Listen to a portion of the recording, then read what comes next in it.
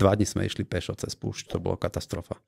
6 sme boli Slováci, 4 chaláni, 2 baby, asi 30 Mexici s nami. To bolo hroza, sme sa bali o život. Ten Slovák nás potom nahlasil na immigration a oni vlastne nás vyhľadali v systéme, cestujú vlakom Kalifornia, New York. Po dni cesty prišli asi civilisti, poputali nás, pobrali nás a náspäť ku mexickým hranicám a do basy. Plakali sme, jak sme vchádzali do basy, hosnaté droty, jak vrahovia. Bol som white belt, biely opasok, robil som trenéra. On chodil iba soboty, mohol iba soboty, lebo Nitra je ďaleko. Chodil soboty, ukázal nám nejakú techniku a my sme to robili celý týždeň. Viem, že každý rok mi ubúda tá energia. Proste už viem, že nedokážem tie útoky robiť rýchlo. Reakcie mám oveľa pomalšie. Niekto mi zautočí a už nestíham tak reagovať. Niekedy sa sám na sebou zastavím, že prečo som na to nereagoval. Fungoval som denne kilo až kilo a pol mesa, 10 celých vajec, 300 gramov syra a 200 gramov masla. Maslo som tak jedol normálne. Preto som to robil, lebo som miloval tie súťaže, ten adrenalín, ten stres. A toto dneska sa nejak vytratilo. Tí ľudia nechcú súťažiť, neviem prečo, neviem čo sa deje. A v našej rodine druhé miesto sa nepočíta. Veľmi dobrý zápas. Jiu-jitsu is a system. A rýchlite za 13 vtedy. Dráma až do konca. Keď Temina nastupuje, veď na toto som zvedavý. Zdraví vás Kuba Farář u dalšího Tatami podcastu. Partnerem našeho podcastu je Capsicole. Capsicole vyrábí hřejivé a chladivé náplasti, ale taky tejpy a krémy a pokud na jejich webu lékárnatypos.cz zadáte kód TATAMI40 bez mezery, tak dostanete 40% slevu na produkty Capsicole. Co nás čeká v následujících měsících? Tatami 16, 29. v Brně, potom 1.11. Praha a Tatami 18, 6. prosince zase v Brně. No a dnes ve studiu nás čeká BJJ Black Belt, hlavní trenér v Club de Jiu-Jitsu Pitbull Senec, fitness trenér, manžel Black Beltky a otec Blue Beltky a člověk s brutálně zajímavým životním příběhem Martin Citár. Tak tě zdravím, Martine, tady u nás v Brně v Tatami podcastu a díky, že jsi dorazil. Ahoj. A ja vás zdravím. Jaká byla cesta do Brna? My jsme to krátce nakousli před zapnutím mikrofónu a kamer, ale pověz. V pohode, driemkal som si po ceste, počas šoferovania. Manželka sa ma pýtala, či som v pohode, že hej, driemem si. OK. A přijel si sám nebo izolka? Zobral som babi, oni sú v Svagu na sparingoch. OK, využít tu cestu na 100%. Tešili sa babi, radi tu chodia, majú tu dobré babi. Taky jsme nakousli, že jsi celkem jako milovník aut, tak pojďme rovnou to rozvést. Jak to máš s autama, než skočíme na jitsu? Celý svoj majetok som investoval do aut.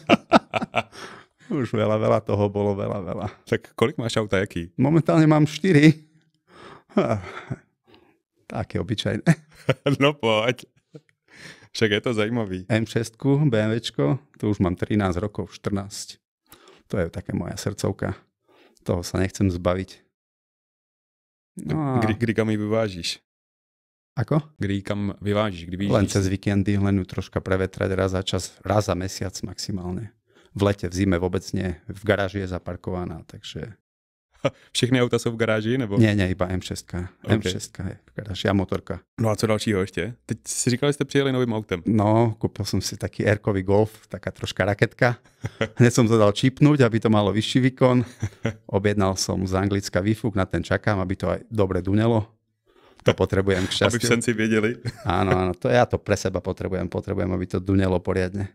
M6 to je raketa, to je proste, jak naštartujem to, všetci utekajú. No a krom těch 4kolých strojů, tak co ještě máš v garáži nebo na dvoře? No ešte máme X1, to je manželkina. Okay. No a to je také naše ako cestovné, keď niekam ideme, bezpečné auto, rodiny. Teoreticky ešte stále nové, takže neodíde nič na ceste. Som zastanca nových aut, keď sa dajú kúpiť, lebo viem, že 6 rokov nemusím nič investovať do toho. No a potom ešte máme starú rakotinu C3. To bola moja denné jazdenie do fitka domov. No a dal som to teraz akože dcére. Ide robiť vodičák v septembri. Tak som to nechal jej, nech sa na tom učí jazdiť. Keď sa to pobije, nikomu sa nič nestane, hádam. Je to slabúčké autičko. No a moc sa jej to nepáči. No ale... radšej by tú káru v garáži. Áno, radšej by to chcela len to sa nedá, no. Každý sme si pobuchali auta, takže môže byť rada, že niečo dostane. Presne. Väčšinou sme si museli sami na to zarobiť. Tak, OK. Hele, pověz mi, jaký jsi měl mládí? Vždycky většinou začínáme tím mládím v podcastech. Z jakých si poměrů, třeba jak jsi vyrůstal, kde? Tak, čo som počúval vaše podcasty, tak to bude to isté ako všetci. Otec alkoholik, ťažké detstvo, v chudobe.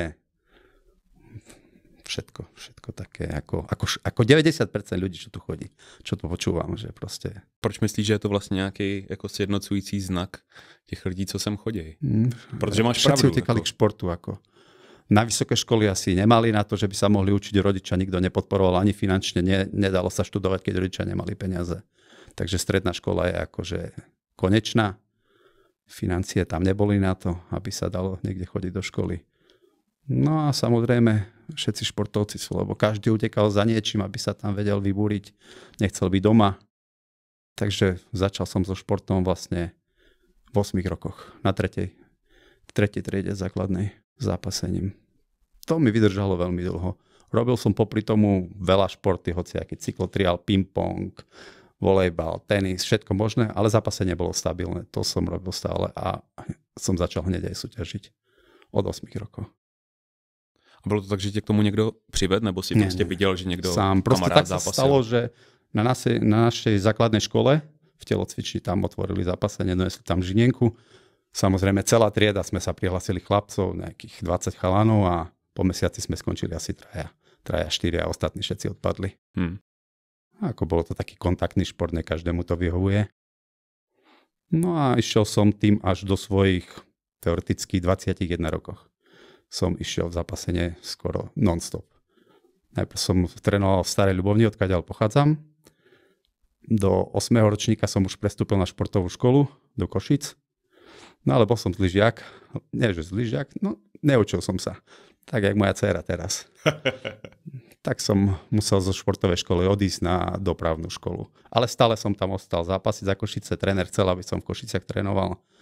Tak ma presvedčil, aby som ostal v Košiciach študovať. Tak som ešte tam chodil na dopravnú školu a ešte posledné roky som tam odzápasil. Měl si nějaký větší ambice v zápase? Ani nie. Nemal som, ako vravím, financie na nič. Rodina ma nepodporovala nikto. Proste to bolo len športovať a robiť to len pre radosť. Na nejakú väčšiu súťaž som nemohol niekde ísť. Všetci moji rovesníci zapasili v zápasnických keckách. Ja som mal čiňaky, trenky červené, nemal som ani zápasnický dres, neboli peniaze na nič. Takže bolo to len také. Akože na majstrovstvách Slovenska som bol možno 10-krát umiestnený, 2., 3. miesto, ale bol som len raz majster Slovenska. Ale 2., 3. miesto som mal na každej jednej súťaži. Vždycky sa našiel jeden, čo ma porazil. Ale nikdy som ako nemakal, že na 100%. Iba tak som to mal ako hobby, skôr by som povedal. Bavilo ma to, ale nikdy som nebol nejaký dríč, že proste, že chcem byť olympijský víťaz. Nemal som také ambície v tomto športe. No a teďka aspoň tak, jak já tě vnímám, tak v tobě docela toho dříče jako vidím. No áno, tak kde myslíš, že všetko to sa otočilo, áno. To je najhoršie na tom, že už je to po zenite. Že teraz, keby som dal všetko za to, aby som mohol vrátiť čas, tak áno, teraz ma to baví a milujem to. A kde myslíš, že sa to zlomilo? Jako, s čím to přišlo? Neviem, asi vekom, disciplína, všetko, možnosti, pokoj. Nepotreboval som sa už za ničím naháňať, za peniazmi. Vlastne skončil som zápasením kvôli peniazom, musel som odísť zo Slovenska za peniazmi, zarábať. Nemohlo ma zajímať šport, musel som skončiť proste. A jak to bylo v tom období? Ty si říkal, že jsi skončil v nějakých 21. som súťažiť prestal. Jo. Ale počítám tu střední školu, tu dopravní, si skončil v 18. Áno, ale ešte som sa potom vrátil do Starej Ľubovne. Zapasil som chvíľku za Sninu ešte, za financie. Asi 1-2 roky som zapasil za Sninu. Potom som si dal ešte majstrovstvá Slovenska v 21 rokoch. Boli v Trenčíne, Dukle Trenčín. No ale tam sa mi stalo, že ma rozhodca proste oklamal. Mal som vyhrať zápas, ktorý už by som išiel do finále. Dostal som supera zo Sniny. Hodil som mu taký chmat za hlavák, sa to volá. Podržal som ho dosť dlho na lopatkách. Rozhodca bol zo Sniny takisto. A neodpískal. A v tým to u mňa seklo. Som bol konec. Kašlem na to, že proste všade sú podvody a už som nemal chuť ďalej zapasiť. Vtedy to u mňa seklo. To bolo 21 rokov. Potom som sa viac menej dal na cvičenie činkami a to ma chytilo a začal som činkovať. To vydržalo až doteď, to áno, to proste milujem. To je proste životný štýl. Akože. No a to bylo těch 21, zároveň si zmiňoval, že teda, respektive od těch 18 do těch 21 si se jako tím sportem živil, nebo si musel přitom ještě Bol pracovat? som ešte v Dukle Trenčín ako zápasník, to ako profesionálny zápasník som bol, ale že som trénoval dvojfázov ako na športovej škole, ale to už bolo tiež len tak, akože nebral som to nejako, že nie, že chcem podpísať vojnu, alebo že chcem byť reprezentant. Nie, to len bolo, že proste odbiť si tú vojnu ako zápasník, ako aby som nemusel byť normálne nejaký pochodujúci.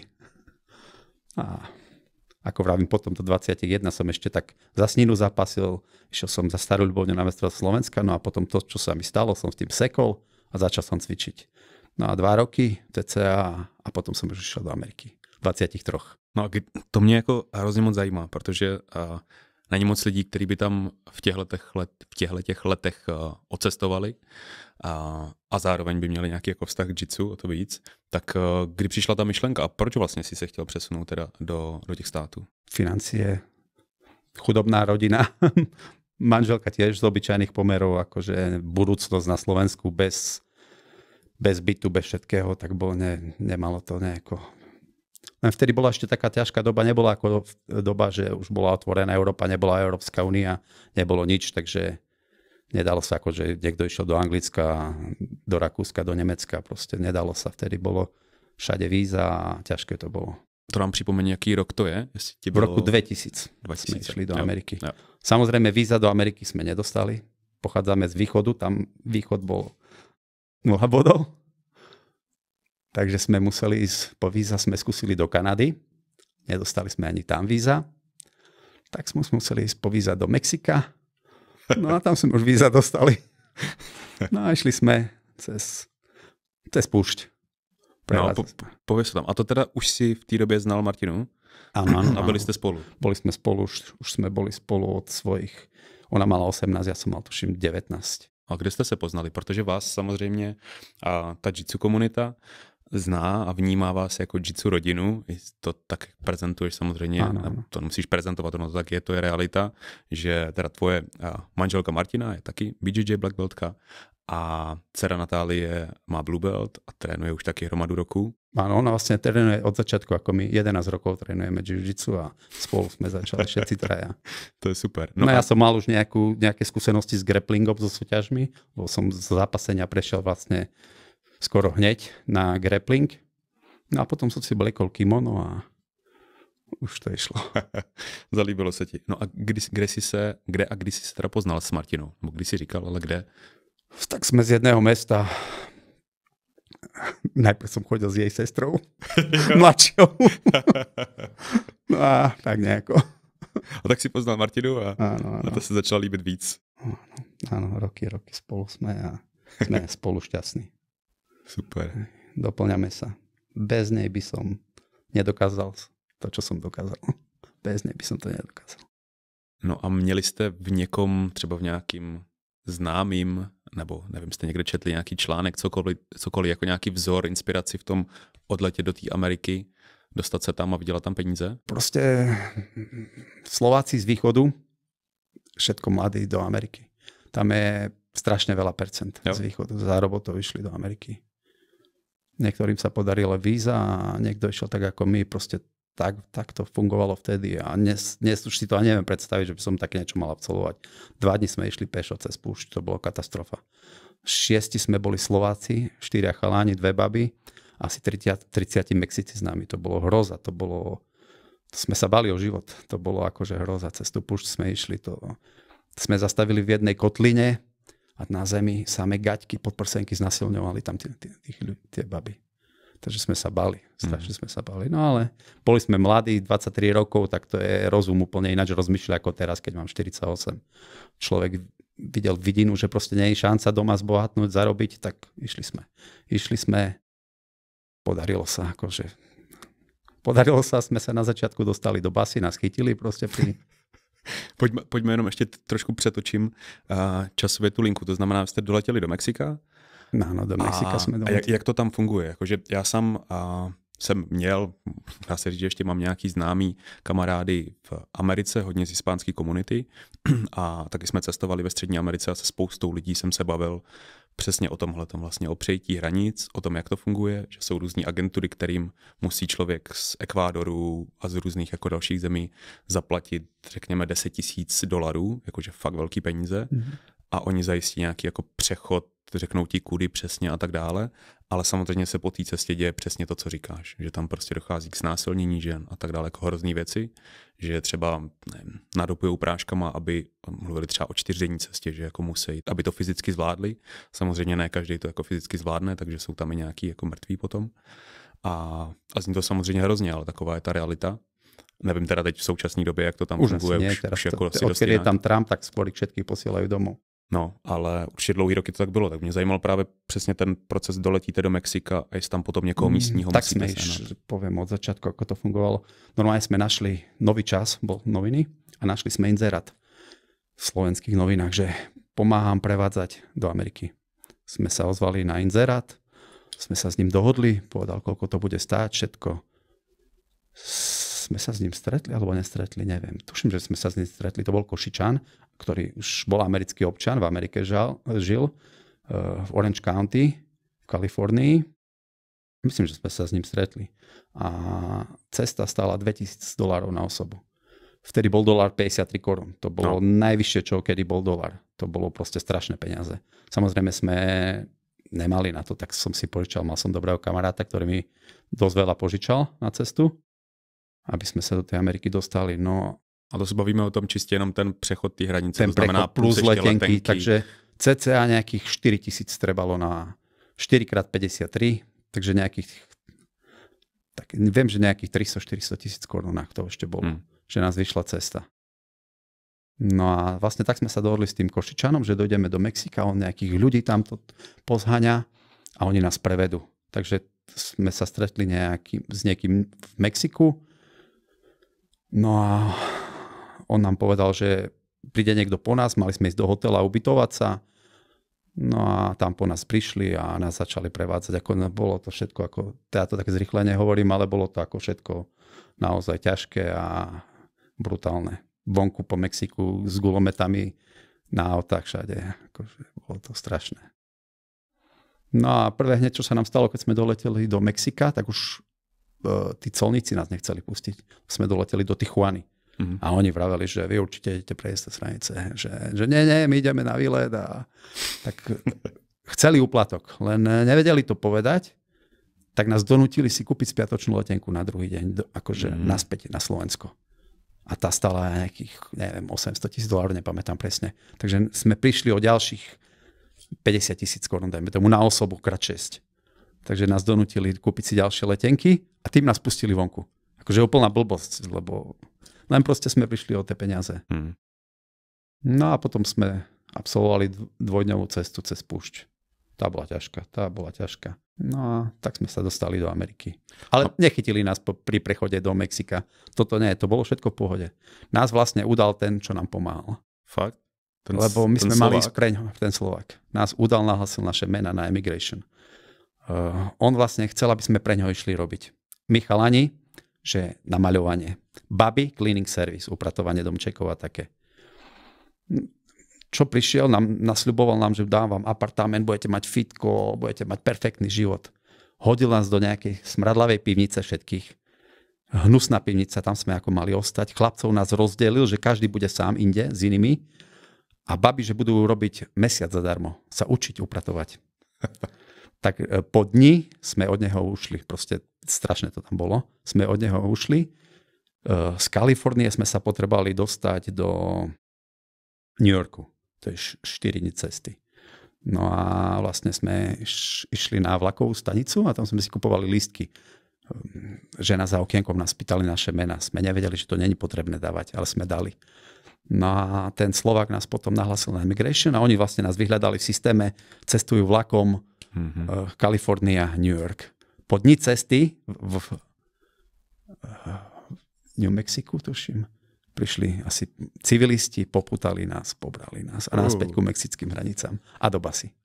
Plakali sme, jak sme vchádzali do basy, osnaté droty, jak vrahovia. No tak to začalo.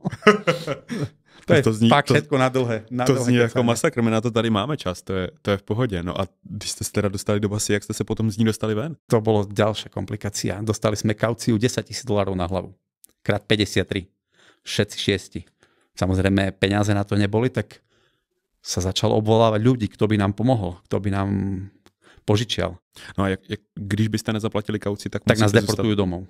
A to je ďalšia slučka na krk. 300,000 na krku, na Slovensku naspäť, zarobiť 300,000, to bolo vtedy sa zarábalo po 6,000 korún. Takže to bolo katastrofa, takže nebola tam cesta, že späť. Tak sme začali zháňať peniaze a každý si požičal od niekoho iného. Mojej manželke požičal, ona má strika v Amerike, on je americký občan, takže jej požičal striko a mne požičal človek, ktorý ma nepoznal, poznal ženinu sestru a mal tú odvahu a zaplatil za mňa. 10 rokov som potom u ňoho robil v Amerike. A on prišiel pre mňa, on sa o mňa staral, rok som u ňoho býval.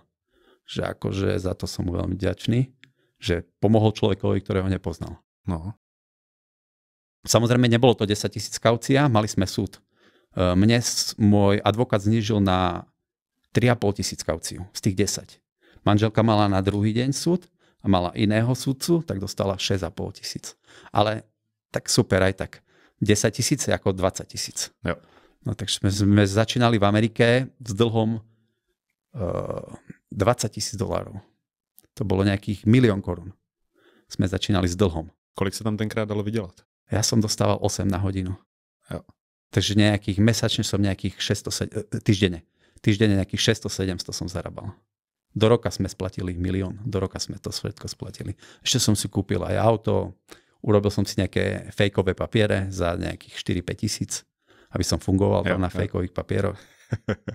No, mně akorát nejde trochu do hlavy. Vlastně jste tam se dostali přes hranice, vlastně nelegálně, s tím, že oni vás chytili, dali vás do basy a pustili vás vlastně na kauci po soudu. Bond, kaucia. Ale... A tým sme tam už podpísali, že sme nelegálni. Nevrátili sme sa naspäť na ten súd. Lebo keby sme sa vrátili na súd, tak oni nám vrátia tú kauciu, ale právnik povedal, že nie je šanca, že by nás pustili, deportácia domov. Takže sme sa rozhodli, že budeme radšej nelegálne žiť v Amerike, ako sa naspäť vrátiť na ten súd. Vy ste k tomu soudu přímo nešli? Nie, už sme sa na ňo nevrátili. Oni dávajú tú kauciu na to, že už keď tam človek má rodinu, aby ich išiel aspoň pozrieť, ale musí sa vrátiť na ten súd. A tam nebola šanca, že by nám akože povolili, keď sme boli nejakí, že ako vtedy bolo Rusko nie, tak oni dostávali papiere, ale Slováci nemali žiadne nebezpečie v krajine a nič také, takže papiere nám nedávali. Jo, takže vlastne oni vás na tú kauci pustili z té basy? Že za 2 týždne sa máme vrátiť naspäť na ten súd. Jo, a my už sme sa nevrátili. Jasný. Tým sme si akože už sme nelegálne, už sme boli akože... Tam potom neprobíhá to, že by vás nejak ako dál hledali? Nebo... Nie. No, tak to funguje, že proste polícia nemá nič spoločné s immigration. Ako tu policajti kontrolujú, či sme tu legálne, na Slovensku, v Čechách tuším, že... Ale Amerika nie je previazaná. Takže tam sa vtedy deportuje, keď niekto nahlási, že proste na podnet, na údanie, alebo keď človek urobí nejaký prestupok vážny. Inakšie polícia to vôbec nerieši. Jazdil som tam na medzinárodný vodičák, akože v pohode. Alebo potom som si urobil americký v inom štáte, kde som žil a dalo sa fungovať. Takže jenom si dávať pozor na udělat nejaký prúser. Áno. Moji známi, čo išli s nami, sme boli 4 chalani, tak troch deportovali. 2 po 5 rokoch a 1 potom ešte neskôr. Že ich niekto nahlasil. Len našťastie super bolo, že ostali tam ich ženy a ženy všetko pozbierali, čo tam mali za tie roky. Oni tam robili stavby sami na seba, mali lešenie, všetko možné, auta, proste pozbierali kontajnere a všetko im poslali na Slovensko. A oni sa vrátili babi sa normálne. No my sme mali to šťastie, že 10 rokov vlastne sme tam žili a nikto nás nedeportoval. Ja som urobil veľké rozhodnutie z dňa na deň, že ideme domov.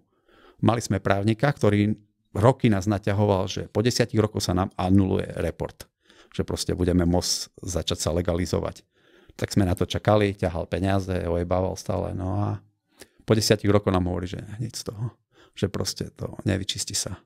Tak som sa rozhodol z dňa na deň, konec. Celý život žiť nelegálne, robiť po stavbách, a to nedávalo to zmysel.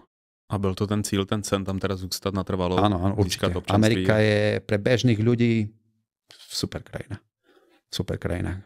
Ja som sa s tým zmieril, že ideme domov, ale Martina, tá plakala, že ideme na Slovensko. Čo budeme robiť na Slovensku? My už 10 rokov už sme zmenili život. Natálka sa nám narodila tam, americké občanstvo, americký občan, ona už všetko mala legálne, ale my ako rodičia prostě nič ich nezaujíma. Keď sa niečo stane, nás deportujú a děcko môže ostať. Tady ten systém je jako zajímavý, že to tam tak mají přesně. Narodí si ti dítě a má občanství americký, ale rodiče ne, takže to pak takový jako paskvil trochu. Přesně, že tam dítě může zůstat a rodiče musí. Možno Trump to zmení, lebo Trump je blázen, takže možno aj to zmení, že děti už nebudú mať americké občanstvo. To je hustý. A ty jsi tam teda těch 10 let dělal na stavbě. Áno, na stavbě. Začal si teda u toho chlapíka, který ti pomohl s tou kaucí z té basy. Celý čas som pre ňo robil. Len 2 roky som robil ako bežný roboš. No a potom som robil formana. Mal som ľudí pod sebou, ja som riadil stavby. Vedúceho som robil. Čítal som z plánov a rozdeľoval som robotu. Robil som v takom obore, že zatepľovanie budov. A měl si v tom nějaké zkušenosti, nebo všechno? Všetko som sa naučil. Nemal som žiadne skúsenosti s tým. Tam som sa naučil. 2 roky to trvalo, kým som sa naučil tú robotu CCA, aby som to dobre vedel robiť. No a potom som začal robiť tie stavby. Samozrejme, angličtinu som neovládal. Učil som sa iba časom. Že nie, že som sa učil. Iba učil som sa hovorovo. Že proste začiatky boli ťažké, ale človek sa naučil, dohovoril som sa. Asi najviac som sa naučil, myslím, že v komunikácii vo fitkách. Ľudia ma chodili otravovať, že ako sa mám a také tam sú tí Američania takí milí ľudia sú oproti Českoslovákom. Ale já jsem měl třeba, promiň, do toho skáču, ale vždycky ten dojem z Američanů, že ten první dojem z nich je přesně super. How are you? Jakože prostě se zeptaj mile, ale vždycky jsem potom zatím už viděl to, že je to vlastně nezajímá, že je to fakt jako fráze, která oni to mají naučené jako od narodenia. Na to jako otvírák, na to otevření, ale že vlastně nechtějí slyšet tu odpověď. No. Tak to funguje aj v reštikách. Všetci sú milí. U nás prídeš v reštike, pomaly ti hodí ten tanier, že čo chceš. A tam všetci milí sú, lebo oni sú učení mať za všetko zaplatené, keď sú milí. Jo. Keď je milý, on vie, že dostane tip. A tu naši majú na salame. Je to tak, takže toto sa mi tam páčilo. Kde sme prišli, všade obskakovali slušní, ale robili to len kvôli zisku. Nie kvôli tomu, že to tak cítili. Boli tak naučení. No a ty si teda celých těch 10 let, co tam byl, si pokračoval v tom cvičení ve fitku. Áno, cvičil. Našel si tam něco? Prvé 3 roky som cvičil vlastne len doma. Som mal takú izbičku, som si kúpil normálne lavičku, činky a 3 roky som takto cvičil. No a potom som ožil a šiel do normálneho fitka a to sa mi zmenil celý svet medzi ľudí. Proste to doma v cvičenie po práci to bolo také frustrujúce. To proste, jak som vošiel do fitka, 1 milión ľudí, celkom som bol taký akože vo forme, tak mal som aj veľa takých fanúšikov. Nechodil som do nejakých gymov, chodil som do fitiek. To je veľký rozdiel. Gym a fitko. Gyme sú buchači, vymlatení, debili a vo fitkách sú normálni slušní ľudia. Preto aj ja mám fitko a trénujem len obyčajných ľudí. Žiadnych nejakých nasypaných debilov. Jo. Proste len obyčajných, slušných, inteligentných ľudí. Žiadne, nechcem mať nič spoločné s nejakými buránmi a s takými. A Martina tam dělala co? Ty jsi zmiňoval teda, že... Prvé 3 roky robila opatrovateľku. Začala sa starať o jednu babku, ktorá mala Alzheimer. To bolo tiež ako na psychiku. To bolo veľmi ťažké, no ale ako vravím, na začiatku neboli tie peniaze, neboli možnosti, nemali sme auta. Takže začala sa starať o babku a tam bola vlastne od nedele do soboty večera. Jeden deň v týždni som uvidel prvé 3 roky. Prvé 3 roky takto fungovala. Ale už potom jej začínalo Martine hrabať z toho všetkého. Tak nejako sme sa dopracovali, kúpili sme auto a už našla si robotu na dochádzanie. Ale tiež sa starala o starých ľudí, sa starala. Samozrejme, reč neovládala, naučila sa. To je super, že ona robila len s Američanmi. Ja som robil s Poliakmi, s Ukrajincami, s Čechmi, Slovakmi. Hej, všichni iní jenom na Američani. A ona robila len s Američanmi, takže jej angličtina je veľmi dobrá. Ona to... No potom neskôr robila babysitting a už keď sa nám narodila Natálka, tak robila cleaning service, upratovanie. Ešte pri tom, co měla Natálka. Áno, mali sme Natálku, možno bola doma rok, ale druhý rok už celý robila. Mali sme známych Slovákov, mali 2 malé deti, dali sme im Natálku, dala im $30 na deň a zarobila 130, takže super bolo, akože dalo sa. No a jaký byl teda plán? Ty si řekl, že jste se ze dne na den rozhodl, končíme tady, letíme zpátky. Týždeň pred odchodom z Ameriky som si achilovku utrhol. V práci? Ešte nie, skakal som salto a dopadol som na jednu nohu a strelila mi achilovka. Išli sme na pohotovosť, že nemám to zlomené, tak som sa tešil. Ešte som týždeň do roboty chodil s otrhnutou achilovkou. No, tak som letel domov, že Martina malé decko, 3 veľké kufre, ja na barlách a tak sme išli domov, že ona všetko ťahala a ja som na barlách si išiel. No a tak sme vlastne doleteli domov. Dal som to zoperovať, trvalo to nejaký čas, kým som si vybavil všetky tie papiere zdravotné poisťovne. Takže vlastne ešte som neskoro na operáciu achilovky. Do 2 týždňov by sa to malo zoperovať a tým, že som išiel nejaký 3. týždeň, už mi ju nechytili. Už sa mi stiahol sval a všetci sa zo mňa smejú, že nemám lítka, že som ako vrabčak. Ale ja tie lítka mám, len ich mám zoperované jedno a druhé. Boli tie lítka. Len proste už sa mi nechytilo, tak to lítko je nefunkčné, už nie je spojené s achilovkou. Okay. Takže tie moje zranenia, o tom sa môžeme baviť, toho mám. To bude na druhý podcast. Toho mám toľko, že... No a zvládli jste teda, a už pomalu pustíme tu Ameriku, ale zvládli jste tam teda si vydělat nějaký peníze a našetřit navíc, abyste přesně, když přiletíte zpátky, tady mohli, nevím, postavit dům, začít nějaký vlastní biznis? Tak nezačínal som biznisom, ako došli sme späť a nevedel som, čo budem robiť. Ani nevedel som, kde budem žiť. To proste všetko je náhoda. Ja hovorím, život je náhode o šťastí a chceli sme ísť samozrejme z východu, sme chceli ísť niekde ku Bratislave. Boli sme pozrieť na pár bytov, všetko bolo hnusné, strašné. Tak náhodne sme sa dostali do Senca a prvý rok sme tam žili v podnájme. Chceli sme vyskúšať, ako sa tam bude žiť. No a dneska poviem, to Senec, to je najkrajšie mesto na Slovensku určite. To je proste tie jazera, to všetko, to je akože neskutočné. Tam nechcel by som už nikde inde žiť. No a jak ste tam teraz začínali? Co ste? Normálne som si našiel prácu, že vo fitku. 3 roky som robil vo fitku. 6 dní v týždni, od rána do večera. Začal som si zbierať, začal som sa venovať osobným tréningom, začal som si zbierať klientelu. No a takto proste pomaličky všetko sa rozbehlo. A pak už teda vlastní gym, vlastní fitko, tak áno, potom som s kamarátom otvoril fitko, ktorý mi s tým pomohol, mal konekcie, vedel všetko vybaviť. Prerobilo sa celé na náš vkus. No a už tam teraz mám 11 rokov vlastné fitko. Potom sme sa rozdelili, on odstúpil z fitka, vyplatil som ho, ostalo mi iba na mne. Takže fitko je vlastne, všetko je moje, ale všetko sa stará žena. Jako administratívu. Áno, ja len finance berem. Samozrejme je výnimočná žena, musím to zdôrazniť, to, čo také ženy nesú. Nikdy ma nepopýtala ani cent. Že niečo jej dlžím. Robí mi tréningy detí, má cez 30 detí. Nikdy mi nepovedala, daj mi peniaze, že ti trénujem deti. Nikdy v živote. Že vie, že všetko je moje, ale naše. Takže v tom je výnimočná. Iné ženy by toto nerobili. Preto si ju vážim veľmi. V živote som sa nemusel bať pri nej o peniaze. Míňač v našej rodine som len ja. No a teď skočíme k tomu jitsu. Kdy jsi se k němu teda dostal, protože jsi zmiňoval hodně to fitko, tím si strávil dlouhý roky cvičením a kdy prišlo na řadu nejaká technika? V 2014 sme otvorili fitko, dali sme tam žinienku. Keď ste videli, všetci mám tam krásnu stenu wrestling. Môj sen bol wrestling, že začať trénovať wrestling. No len ešte to boli len začiatky, nejako som to ešte nad tým neuvažoval. Vlastne sám pre seba som to chcel robiť, že ja budem trénovať ďalej. No a potom došli 2 chalani, jeden už je nebohý, Michal Tešik, MMA fighter. On bol veľmi šikovný chalan. A druhý bol taký Srb, Juraj sa volal. A došli ku mne, či si môžu pogrepliť u mňa na žinienke, že je jasné. Pozeral som na nich, valali sa po zemi. Hovorím, čo to za pozeranti? Čo to za pozeranský šport? Valajú sa po sebe. Ten wrestling to je postoj, to sú takedowny a tam sú proste iné veci. Nešlo mi to do hlavy. No a potom chalan, že či nejdem s ním potrebovať, ten Srb, Juraj, donesol mi kimono svoje, tak nejak som to oblekol a už ostalo. Už sa mi to zapáčilo. vlastne musím povedať, prečo som skončil s wrestlingom. Mám zranenú nohu. Wrestling už sa nedal robiť, proste mám zranenú nohu, kde mi noha veľmi tvrdne.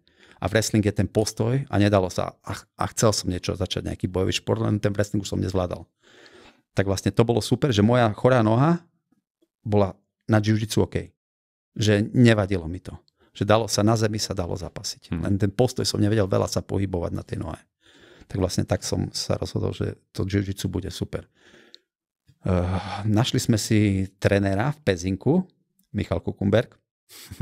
Známe meno. Dneska veľký šampión. A vlastne chodili sme, raz do týždňa som chodil ja to nebola súkromka, to bol verejný tréning a raz do týždňa chodila manželka. Začali sme chodiť do Pezinku.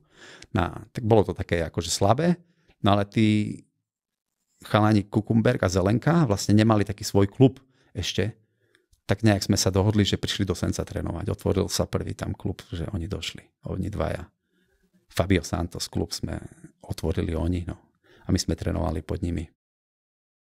No a rok boli u nás a potom si otvorí veľkú akadémiu v Bratislave.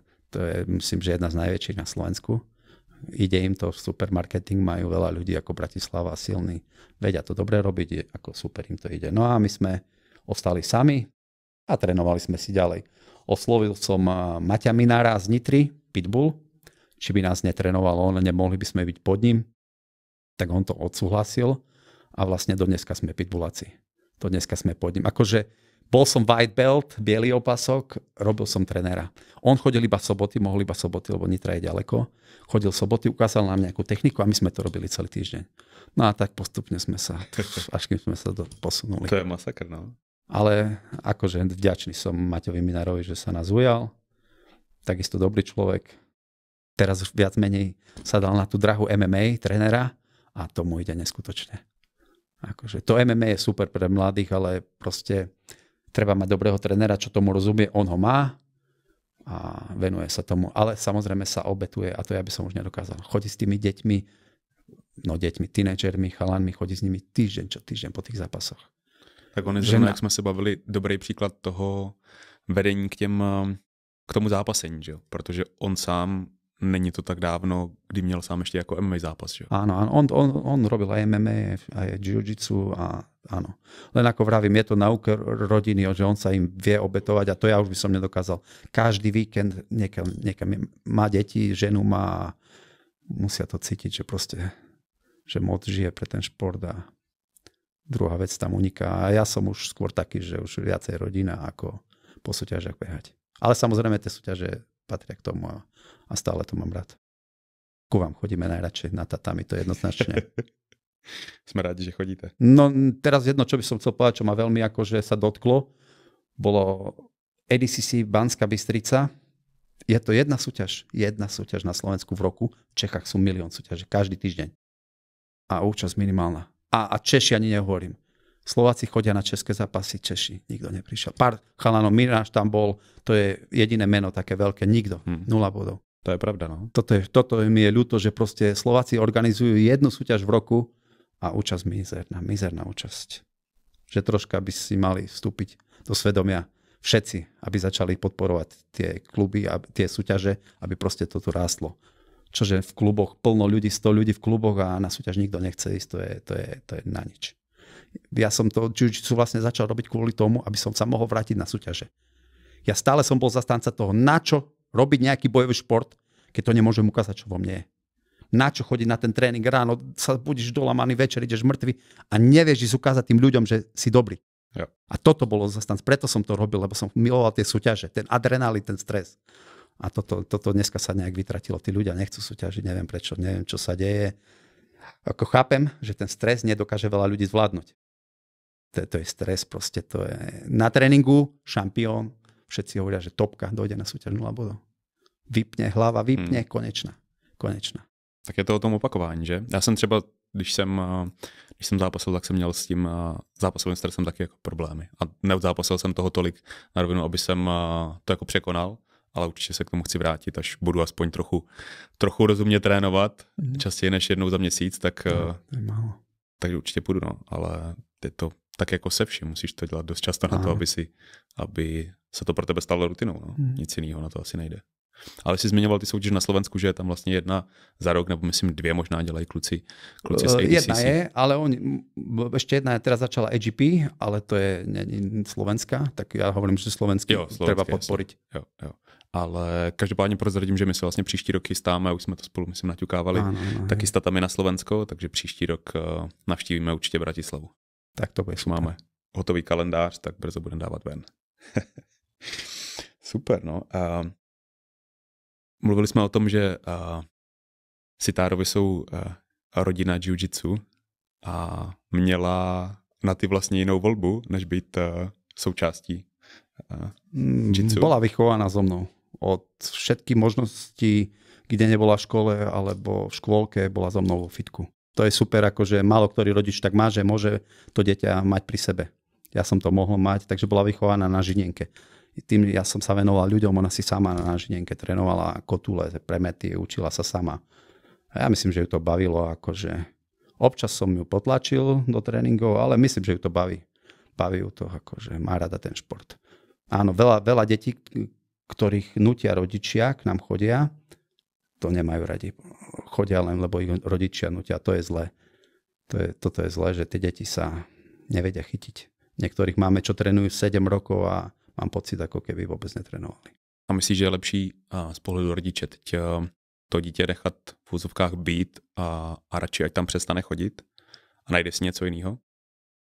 Keď najhoršie je na tom, že tie deti z mojej skúsenosti už nechcú nič robiť. Nechcú nič. Čo spýtaš sa, čo by si chcel robiť? Nič.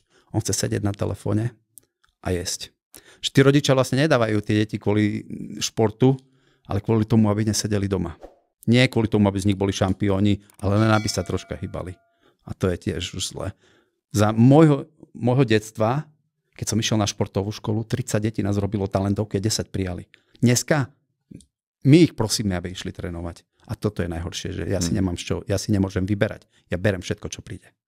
A to je to zlé. Že ten šport veľmi upadá. Politika nepodporuje šport. Ide to dole vodou so športom. A myslíš, že to jde dole vodou i s jitsu? Samozřejmě, když se bavíme o tady těch jako celospolečenských problémech. To vzrastá určite v Československu. Tá populácia, všetci tí MMA-kári prezentujú to jiu-jitsu ako dôležité. Herci, veľa filmových hviezd robia jiu-jitsu, všetci to prezentujú. Nie. Toto vstúpa, pomaličky to vstúpa, ale oproti tým iným vyspelejším krajinám stále sme v prdeli. Aj Česko a Slovensko, môžem to povedať, príklad súťaži. Ako vravíme Natálka. Jasne. Tu už je hviezdička malá. Vyjde vonku, nič, 0 bodov. Po druhom kole sme išli domov majstrovstvá sveta. A to vravím aj o zapasení všetkých športov. Tu je niekto šampión, prezentuje sa na internete ako majster sveta, lebo tu už vyhral 10-krát majstrovstva Česka, Slovenska, ale vyjde vonku a ide domov po prvom zápase. Že stále sme tu úplne nikde. Pořád jsme jako krajina. Jako... Slabá konkurencia je. Musí se i na tom makat postupně. Ale tobě je 48 let. Manželka mala včera 47, tak ideme oslavovať, ideme ju pozvať na suši. Aspoň tak nadaleko gratulujeme Martině. A pořád si ještě aktivní zápasník, byť už míň, ale určitě pořád ještě zápasíš. Jak se udržuješ? Protože pořád si ve skvělé formě, vidím spoustu fotek na sítích. A... Mám sám zlý pocit do seba, keď nedám si minimálne 3-krát do týždňa jiu-jitsu. Zlý pocit mám zo seba. Proste musím byť stále v tej kondícii, stále byť pripravený, že sa rozhodnem, zajtra idem na súťaž a musím byť v tej forme. Proste nemôžem, že len tak rekreačne a niekto by ma vyzval na zápas, len taký priateľský, aby som povedal, že nie, že neudýcham to. Kondícia. Snažím sa byť stále v tej kondícii. Stále musím 3-krát do týždňa byť na Žinienke. Musím byť. No a krom tej Žinienky to vypadá jak? 7-krát do týždňa ešte plus činky. No dneska mám off, lebo som došiel tu. Až tvete to, že jo? Áno. áno. Ale to nie je kvôli postave, to je proste psychická očista. Ja to proste milujem, ja to potrebujem, ten pohyb. Niekto povie, že telo potrebuje regenerovať. Ja mám regenerácie dosť. Ja si spím cez deň v pohode. Fyzicky nepracujem. Takže ja mám regenerácie dosť. Jak vypadá tvůj den? Jsi teda majitel a trenér vlastně ve fitku? Do toho štartujem o 6 ráno, stávam, začínam vo fitku o 7. Mám klientov do obeda, do 12. Väčšinou ich mám po sebe všetkých, niekedy mám ráno na 7 aj 3, 4. Proste naraz idú pred prácou, im to nevadí, že sú spolu, ja ich porozdeľujem, každý si svoje ide. Fitko máme dosť priestrané na to, keď tam je 50 ľudí, v pohode sa dá. No a do obeda si vždycky aj o 10. zacvičím aj ja, buď nejakým klientom spolu, alebo ja mám samostatne, mu dávam samostatne tréning. No a odcvičím si na obed, idem domov, prídem domov o 12. Každý deň varím manželke obed. Manželka má prácu od nášho domu 5 minút, takže každý deň jej varím obed. Každý jeden deň. Vždycky sa teší domov na obed. Že si odskočí a pak áno, varím jej silno bielkovinovú stravu. Každý deň má mäso, hovädzie, vajíčka, ovocie. Sa teší na to. No a potom odíde do práce. Ja si buď idem zdriemnúť, alebo sa opalovať, keď je leto. No a mám do 4:30 mám off. Takže si vegetím, svojím spôsobom relaxujem, autičko čistím, na čo mám chuť. Vypnem telefón offline, nikto sa mi nemôže dovolať. Inakšie telefón mám stále offline, v režime tichom, že proste telefón nie je u mňa priorita, telefón čo najďalej odo mňa. Samozrejme, keď mám čas, tak tie sociálne siete si pozriem, ale nie je to priorita. No a potom sa vracam naspäť večer do fitka. O 5. vždycky mám nejakých klientov, o 6. každý deň mám ja jiu-jitsu, no a ešte o 7. mám potom nejakého klienta a padla. O 8. idem domov. Ja. Každý deň to isté. Takže je to tak, že ty soukromí tréninky vlastne živí? Áno, to je moje živobytie. Mám nejakých cca, pohybuje sa to hore-dole, nejakých 15-20 osobných tréningov ľudí. 15-20 ľudí. A ty chodí třeba 2x týdne v průměru? Nebo? Mám ľudí, čo chodia 5-krát do týždňa, mám ľudí, čo chodia 2-krát do týždňa. 2-krát minimálne, ale mám aj takých, čo 5-krát chodia. Jo. A mám klientelu, čo so mnou trénuje 10 rokov. Mám asi 4-5 báb, čo je 10 rokov už so mnou. Že stále. A je to tak, že to fitko tě, nebo ty soukromí tréninky tě fakt uživí, nebo třeba ještě nějakým způsobem benefituješ z toho, že jste byli v té Americe, že si tam třeba vydělal nějaký peníze? Nie, to už všetko sa pomínalo, to fitko všetko veľa peňazí pojedlo, akože to nie je to. Prvotná investícia bola veľká. Nie, to už ako uživí ma, není to nejaký biznis, že by som mohol povedať, že som podnikateľ, nikdy som sa za podnikateľa nepovažoval, som športovec, stále hovorím, nemám podnikateľského ducha. Ja hovorím, ja ťa môžem vytrénovať, ale keď chceš so mnou nejaký biznis robiť, poviem, že nie, že nemám na to schopnosti, nemám ani o to snahu. Ja už si taký kľudný život chcem žiť, ráno sa nebudiť so stresom, že niečo mám, nejaké starosti. Mne keď niekto zmení môj denný režim, ja som v prdeli, ja proste nemám rád zmenu. Třeba dneska je zmena. Áno, toto je pre mňa zmena, to je pre mňa, ale psychicky som sa na to pripravoval už dlhšie, takže išiel som v pohode. Ale keby si mi napríklad včera zavolal, že dneska ma tu chceš, to není šanca. Z dňa na deň neviem meniť. Tak o to víc si vážím, že si dorazil. A chtěl jsem se zeptat na tvý tetování. Máš ich spoustu na těle. Povíš nám o nich něco, který znamená, kde co máš? Väčšinou všetko je Yakuza štýl. Stále som tým bojovým športom, bojové umenie a Yakuza síce je mafia, ale majú to športovci a takí tvrdí ľudia.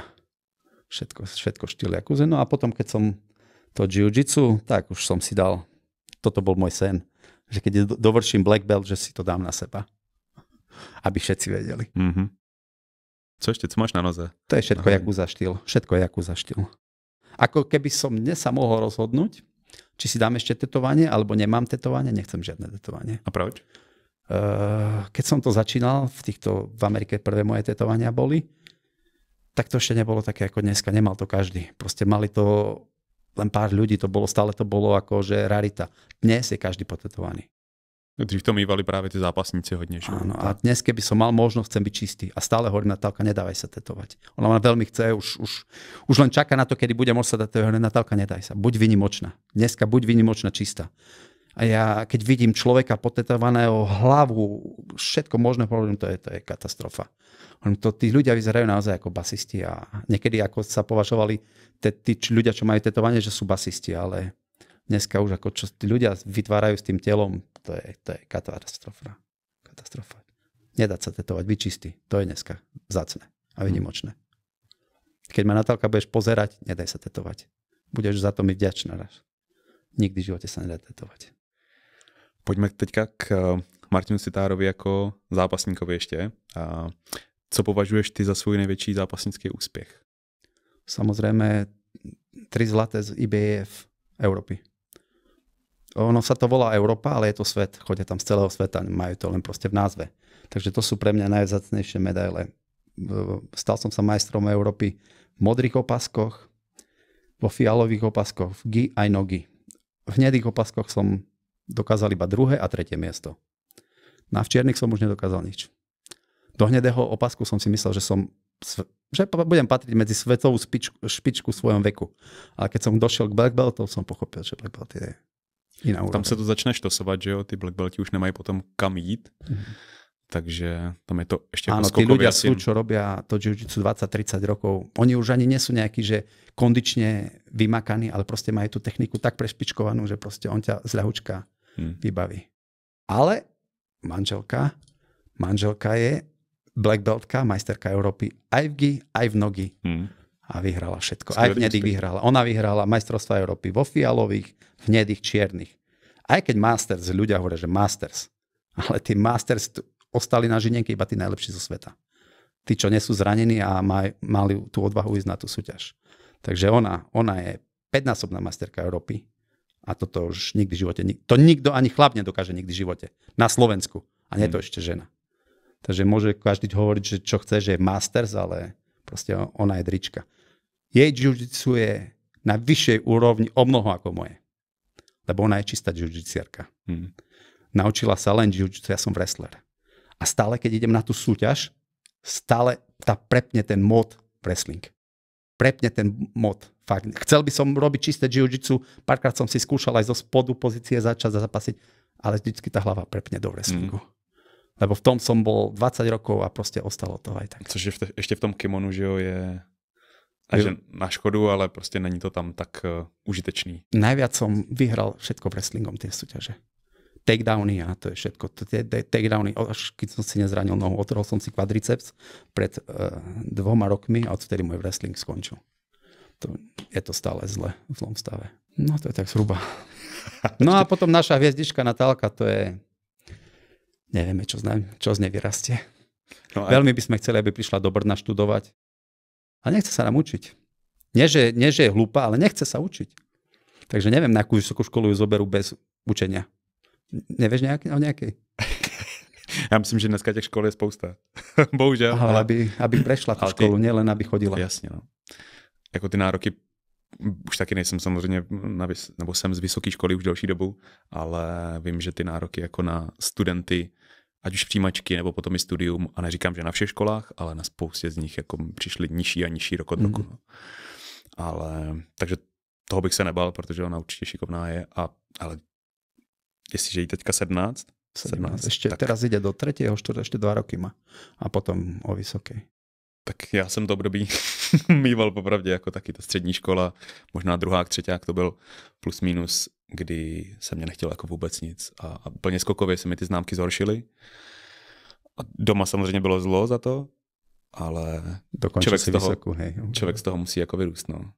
Tak dúfame tiež, áno, že sa to mení. Ono sa to každý rok mení. Každý rok je to ináč. S ňou, s jej povahou, s jej správaním. Stále je tam tá puberta, je to ťažké. No jasne. Bojujeme s ňou stále. To k tomu asi patří. No a proč by si chtěl dát zrovna do Brna? Nebo proč by si chtěl? Jiu-jitsu, samozrejme. Svag je najlepší klub. By som povedal, že to je něco, co jim môže ako skokově posunout. Tu sú najlepšie baby, čo vedia tú techniku. Ona to jiu-jitsu má super, má to. Není žiaden talent, Natálka nie je talent, keď niekto povie, že je talent, ona má všetko vydreté. Ona je deň čo deň na žinienke. Deň čo deň na žinienke je ona, Martina a ja. Teoreticky sme každý deň. Ľudia chodia väčšinou sporadicky, kedy majú čas, kedy majú chuť. A my sme tam stále pre ľudí. Pre ľudí aj pre seba. Takže ona má všetko vydreté. No ale potrebujeme sa posúvať. A u nás nerobíme tie nohy a v tom grapplingu sú tie nohy a tu je Svag najlepší určite na tie nohy. Samozrejme už má zranené koleno. Už má otrhnutý nejaký väz, takže ideme na magnetickú rezonanciu a ja mám otrhnutý meniskus, takže tiež idem na magnetickú rezonanciu a neviem, či to bude treba operačne robiť, alebo či sa to dá dokopy. No tak ať to dobře dopadne. Nechce klepať, no. A nevie správne unikať ešte. A jí táta chce klepat? Áno. Hej. Záleží komu. Záleží komu. Fakt? Keď niekto je taký v pohode, že nemá vysoké ego, tak mu klepnem v pohode. Ale keď niekto je taký namyslený, že keď ma porazí, tak si myslí, že čo dokázal, tak takým neklepnem určite. Tak. Nechal by sa zraniť radši? A zraniť asi nie. Tak akože už si vyberám sparingov, by som povedal. Vyberám si sparingov. Ako dnes som zisťoval, či tu není v Brne, kým ono nemajú. Zobral som si so sebou veci, že chcel som ísť, akože, ale išiel by som, Juro závodný tu je, tak za ním by som išiel, aby som povedal, nech mi len takých ľudí dá, čo ako ma nechcú zabiť, lebo keď niekto vidí Black Belta a má o 10 rokov menej, tak chce ťa zabiť, proste, to tak funguje, proste. Keď prídem do iného klubu, chcú ma zabiť. Takže vždycky musím si vyberať tých ľudí. Jsem se ptal na největší úspěchy, ty jsi mi tady řekl, a za co si, a teď nejenom z jiu-jitsu, ale celkově, jako na sebe nejvíc hrdý? Že to držíme ako rodina spolu, jiu-jitsu. Že sme taká family jiu-jitsu. A verím, že zatiaľ akože jediná na tak Československu, čo sme na takej úrovni vyspeli aj s tou Natálkou. Že áno, Honza Stach, Delič, ale ešte majú maličké deti. Ale zatiaľ to sa mi páči, že celá rodina chodíme spolu. A to milujem, keď ideme celá rodina spolu súťažiť. Verím, že ešte teraz pôjdeme do Ríma na Európu. Ako som povedal, že už som skončil, ale ja mám taký prepínací mód. Ja sa rozhodnem z minúty na minútu, pozriem na účet, sú tam peniaze na súťaž, ideme. Takže verím, že ešte Rím dáme Natálku jednu možnosť. Minulý roku bola druhá a v našej rodine druhé miesto sa nepočíta. Takže keď je niekde druhá na súťaži, to je nula. Keď niekto je šťastný z druhej, tretej medaile, to je... Preto ja si pamätám len 3 svoje medaile, len zlaté. Aj keď mám ďalších 5 strieborné, bronzové, to ma nezaujímajú. To sú proste nič. To ani nevystavuješ. Iba zlaté. Máš v hlavě nějaký svůj fuck up, něco, co se jako fakt posralo? Áno. Budem to mať celý život v hlave. Husenica.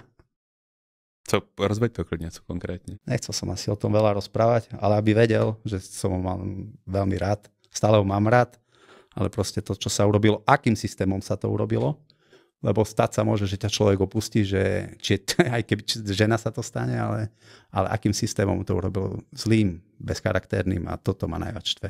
Že dalo sa to urobiť cestou, že áno, idem si otvoriť vlastný klub, ďakujem, všetko super. Ale nie otvoriť si vlastný klub a napísať správu a serem ťa. Takže to má najviac sere. Že mal som ho veľmi rád a je to, môžem povedať, stále to môžem povedať, že je najlepší jiu-jitsu v Československu. Aj keď už upadá, lebo nikto o ňom nerozpráva, málo súťaží, ale jediný Skaras, kým prehral, bol s Husenicou. No. Jediný Husenica. Len on si vybral zlého spoločníka, ktorý ho ťahá len dole. Nie hore. On potrebuje človeka mať, ktorý ho ťahá hore. Ja už som ho videl, ako niekde v Amerike teraz trénuje, skončil vysokú školu. Už mal teraz v Amerike trénovať a mal súťažiť svetovú špičku, kde je Gordon Ryan a tieto mená. A nie senci trénera 6-7 ročný chalan senci trénera robí deťom a to je, nie, on mal byť svetová špička. Když to rozvedem u tebe, krom teda Riši Husenici, začínal i Števo Vadovič. Áno, Števo Vadovič, super, všetko, ako s ním sme stále kamaráti, on je akože tiež vynikajúci, len on sa dobre rozhodol sa pre štúdium, ale rozprával som s jeho otcom a že ťažká je tá škola, že... No, ja si s ním píšu. Že nezvláda to, akože je to doktor, angličtina, v kuse latinčina, takže je to naozaj... On má hlavu, viem, že má vynikajúcu hlavu, ale akože rozhodol sa dobre. Ja tiež by som mu hovoril, že dať prednosť škole. Športu sa môžeš vrátiť hocikedy. Aj tak tento jiu-jitsu je len... Není to olympijský šport. Takže nie sú tam ambície dostať sa na olympiádu. A on má to telo také flexibilné, že verím, že stále trénuje, ale pomenej. Ale keď sa vráti za 5-6 rokov, aj tak bude stále medzi najlepšími. On je, akože Števo, to je klasika. On je taký malý frajerik, ale veľmi šikovný. Já si s ním píšu jednou za čas skrz nějaký turnaje. Samozřejmě to bylo před posledním beatdownem a teď nebo respektive teď, když už máme hotový ten kalendář na příští rok, jak jsem zmiňoval, tak 11. dubna budeme mít další beatdown, příští rok 2026. A Števovi jsem právě psal, ať si udělá místo v kalendáři, ať s tím počítá, tak mi se školou zase něco On zmiňoval. to vyhrá aj bez tréninku. On to vyhrá, má to v sebe. Tak jsem na to zvědavý, protože vím, že kvůli té škole už nedopadlo v posledních měsících, roce, dvou, jako několik gala, který jsme dělali a kam jsme ho chtěli. Takže doufám, že to dopadne příští rok už konečně. Ale chtěl jsem jenom říct vlastně, že je to zajímavý, že dva vlastně z nejlepších borců v Československu aktuálně začínali u vás. No. Obyčajní chalani, áno, vypracovali sa. Števo to bol akože čistý drič, Rišo to isté. Rišo bol jediný človek u nás, ktorý došiel na tréning každý deň. Či bol nejaký jeho kamarát, nebol, on stále došiel. Ale Rišo je aj talent. Husenica Rišo je talent. Vadovič to mal vydreté, že stále na tom tréningu striedal kluby, proste s tými najlepšími trénoval, takže to sa všetko naučil. A Rišo, aj keď trénoval so slabými, tak aj tak mal tu ten dar od Boha, že proste vedel každého. Teraz na poslednej súťaži niečo bolo, keď som počúval tých dvoch chalánov, komentátorov, Husenica, nikto o ňom nevie, on je taký, že ako nič moc. Ukončil len toho chalana tú paku na nohu za pár sekúnd, nikto ani žiadne ovácie, nič. Bolo to fakt 20-30 sekundový zápas. Nikto to neoslahoval, ale proste on bol suverejný. Ja som vedel, že tí chaláni povedali, že nepoznám toho chalana, že vyhra. Ja som vedel, že Husenica vyhra.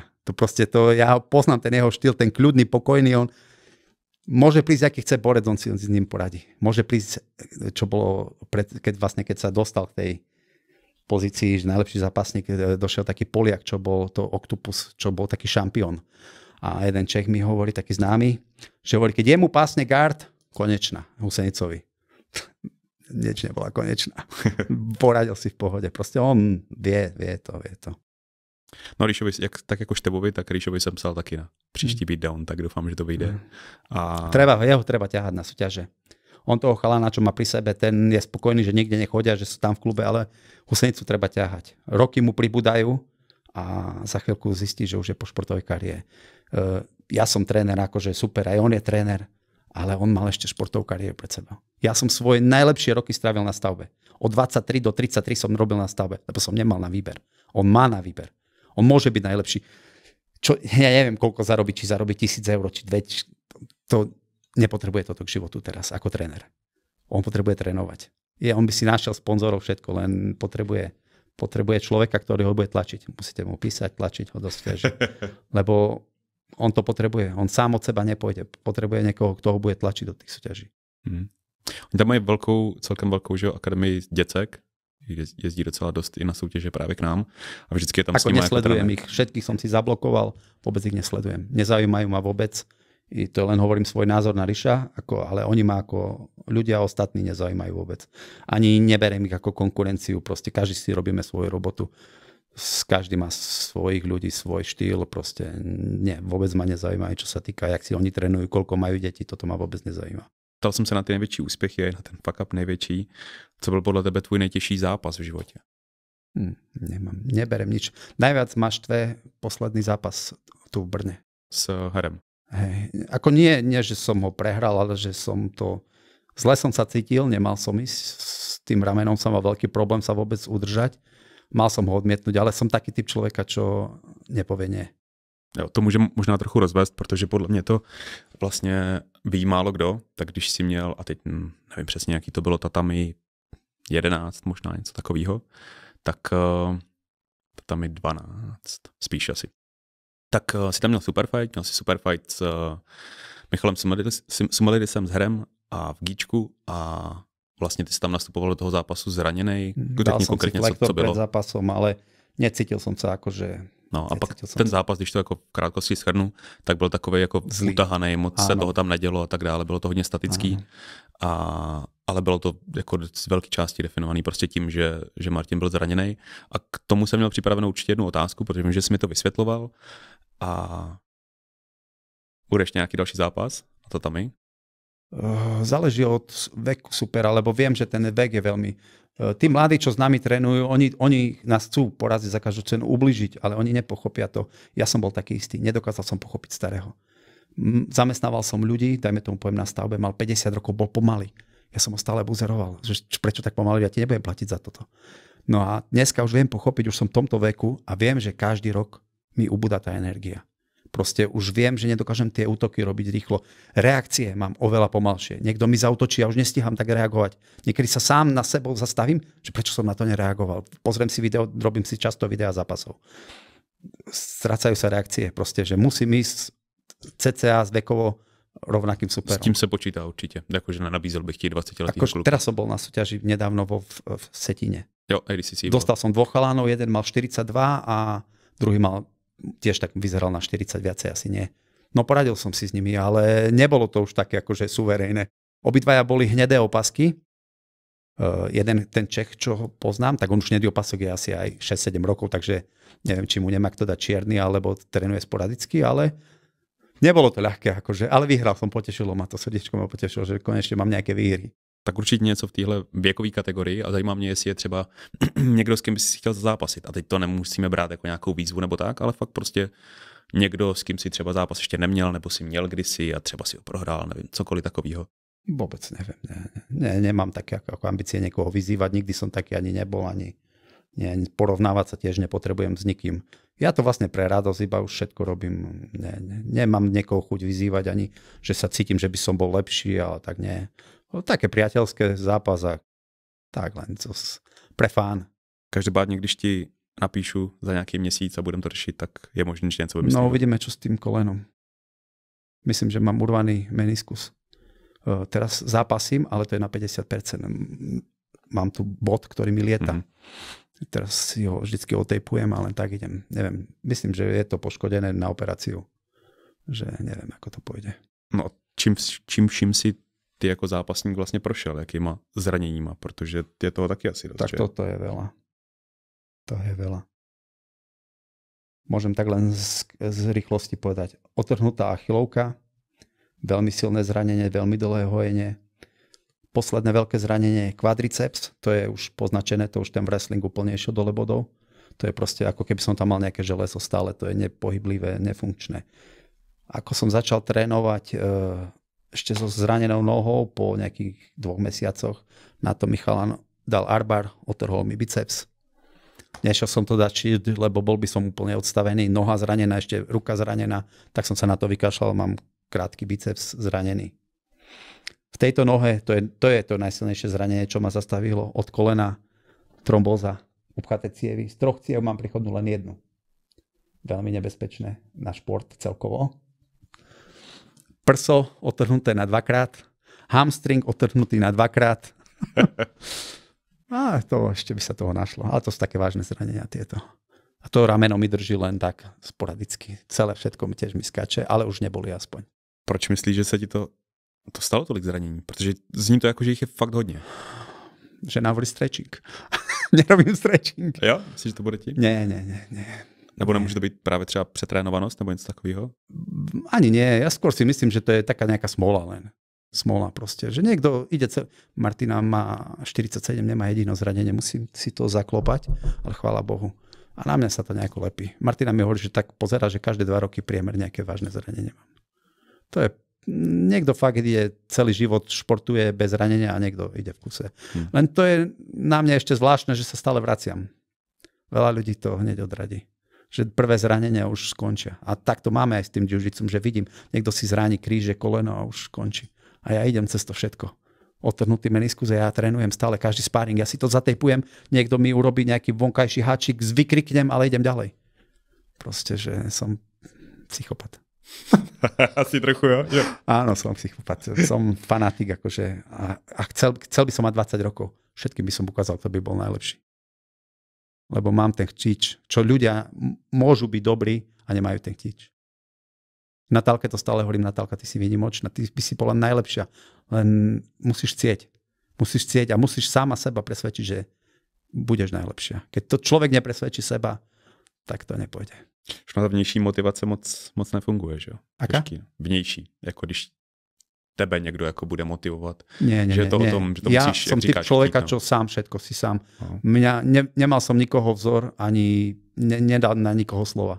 Si všetko idem vlastnou cestou. V tom som zase taký baran. Nikto ma nepresvedčí o ničom. Jsem rád, že jsem tě přesvědčil přijít dneska. Áno. Ako to bolo? Cukal si se, ale že je to super. Já myslím, že jsme probrali víceméně všechno, co jsem Měl připravený? Bolelo to? Nebolelo? Ne, v pohode. Uvidíme, jak to bude vyzerať. V reále. Hodně si se usmíval, takže super.